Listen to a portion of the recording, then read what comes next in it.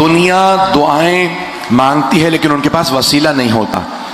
لیکن ہمارے پاس 14 وسیلے ہیں۔ میں سارے مجمع کی توجہ کے لیے اب یہ 14 جو ہمارے پاس وسیلے اللہ نے دیے ہیں تو آپ اس انداز سے مانگیں گے، پروردگارہ تو محمود ہے، تجھے محمد کا واسطہ، تو اعلیٰ ہے، تجھے علی کا واسطہ،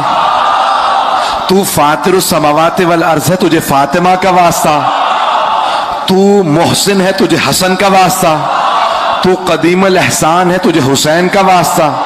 تو معبود و مسجود ہے، تجھے عابد و سجاد کا واسطہ، چلیے گا، تو علیم و خبیر ہے، تجھے باقر العلوم کا واسطہ، تو اصدق القائلین ہے، تجھے جعفر الصادق کا واسطہ، غیظ و غضب پہ تجھے پورا قابو ہے، تجھے موسیٰ کاظم کا واسطہ، مرضات کا مرکز تیری ذات ہے، تجھے علی ابن موسیٰ رضا کا واسطہ۔ بھائی آپ نے 5 سنے ہوں گے، 14 میری محنت ہے۔